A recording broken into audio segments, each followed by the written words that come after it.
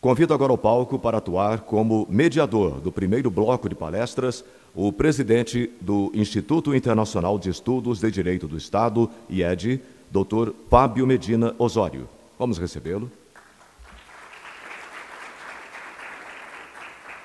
Convido também o Dr. Jorge do Couto e Silva, filho do nosso homenageado, Dr. Almiro do Couto e Silva. Dr. Jorge. Sejam bem-vindos. Eu passo a palavra ao mediador, Dr. Fábio Medina Osório. Nós temos a honra de abrir agora este primeiro painel, trazendo uma mensagem do professor Almiro do Couto e Silva, que foi homenageado neste evento, que está sendo homenageado através do seu filho, o Dr. Jorge do Couto e Silva. Tem a palavra, por favor. Por razões de saúde, não me foi possível comparecer, como gostaria, ao terceiro seminário Infrações e Sanções nos Serviços Públicos Regulados, realizado em minha homenagem. Pedi, porém, ao meu filho Jorge, meu colega de escritório, que me representasse no evento e que emprestasse sua presença e sua voz para ler a mensagem de agradecimento pela grande honra que me foi conferida. São essas as palavras que reuni para expressar meus sentimentos de gratidão. Nas divisões do tempo, comparando o passado, presente e futuro, certamente é o passado que tem maior importância. Santo Agostinho dizia que o futuro não existe e que o presente, quando chega, já é passado. Na maior parte das situações, somos assim julgados e avaliados pelo que fizemos no curso de nossas vidas. No meu caso, porém, a homenagem que me é prestada neste seminário, penso que deva muito mais ser atribuída à generosidade dos que o conceberam e organizaram do que aos traços que compõem a minha história pessoal. É ela, a homenagem, eu sei, uma decisão do Fábio Medina Osório, apoiada e aplaudida pelo Diogo Moreira Neto, ambos meus amigos queridos e cuja capacidade de discernimento nesta questão fica, portanto, muito comprometida pelos impulsos do coração e pelas lentes de aumento que a afeição coloca em seus olhos. Aproximando-me dos 80 anos, é natural que me volte para o meu passado, que já é longo como as sombras à tarde. Entretanto, o que haveria no meu passado de importante para justificar esta homenagem? Entre tantas cinzas que deixei, que brasas ainda brilham. Grande parte da minha vida eu a dediquei ao direito. Instigado por alguns mestres excelentes que tive na Faculdade de Direito da Universidade Federal do Rio Grande do Sul, dentre os quais destaco a figura ímpar de Rui Cirne Lima, e por outros que conheci primeiramente nos livros, como Pontes de Miranda, cujo monumental tratado de direito privado começou a ser publicado na década de 50 do século passado. Fui levado a procurar conhecer melhor o direito romano e o direito alemão. Assim, com alguns anos de formado, pleiteei e obtive bolsa de estudos de instituição do governo alemão para estudar na Universidade de Heidelberg, nos anos de 1962 e 63.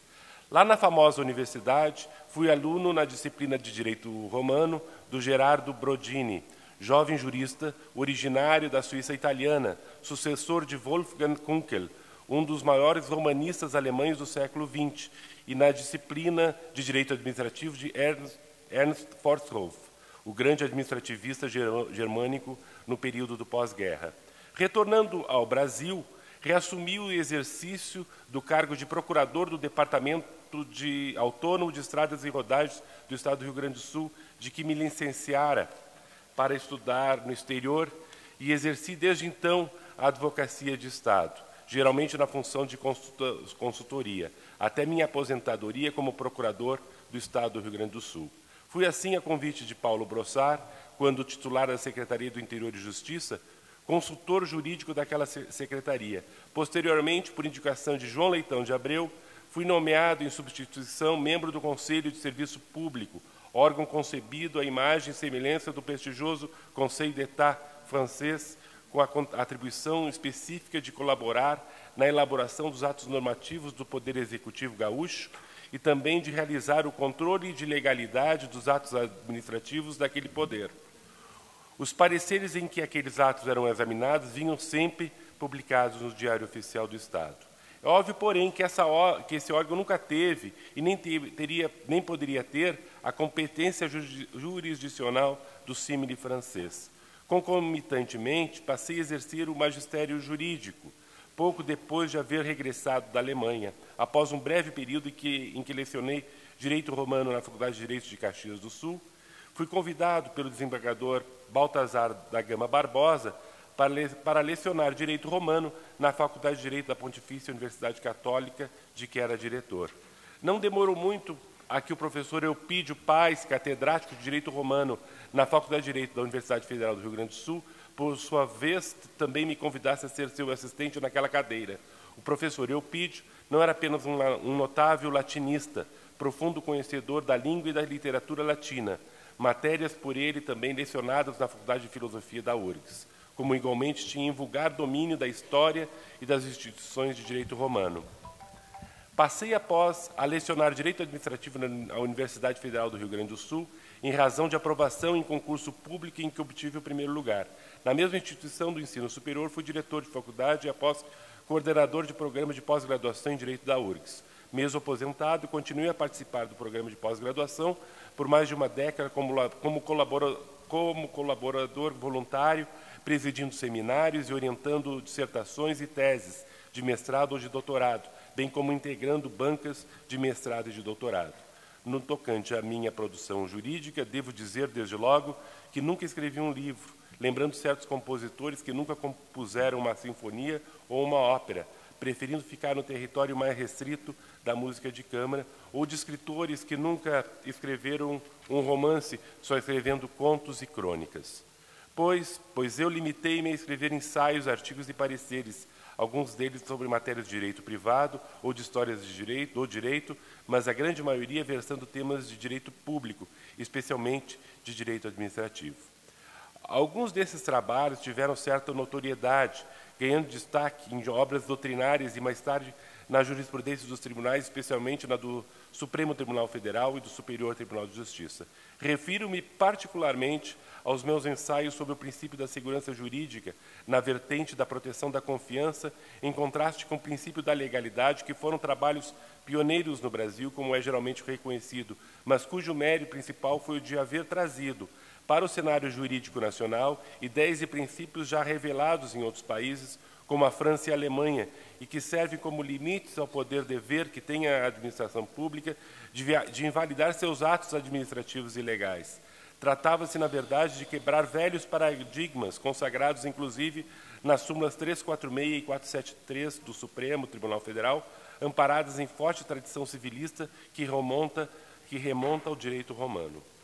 A esses trabalhos, devo a indicação de meu nome para integrar a comissão de juristas, presidida pelo saudoso professor Caio Tácito, incumbida de elaborar anteprojeto de lei sobre processo administrativo, no âmbito da administração pública da União, de que foi relatora a eminente professora Odete Medawar.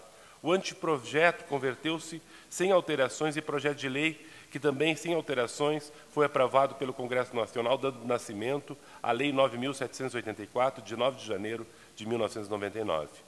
O artigo 54 dessa lei, que foi por mim redigido, como atesta a professora Odete Medawar, em trabalho incluído em obra coletiva de doutrina, instituiu o prazo decadencial de 5 anos para o exercício do direito da administração pública a invalidar seus atos administrativos de que decorram efeitos favoráveis para os destinatários, contados da data em que foram praticados, quando eivados de ilegalidade ou inconstitucionalidade, salvo comprovada a má-fé. Ainda no concernente à boa-fé no direito administrativo e à proteção da confiança na área do direito econômico e da responsabilidade extracontratual do Estado, relacionada com planejamento econômico, escrevi 2 artigos que também considero pioneiros no direito brasileiro, publicados, respectivamente, na Revista de Direito Público, de 63, de julho-setembro de 1982, e na Revista de Direito Administrativo, RDA, 170, outubro de dezembro de 1987. E, finalmente, levando a exame da proteção da confiança aos contratos administrativos e a responsabilidade pré-negocial e a culpa em contraendo.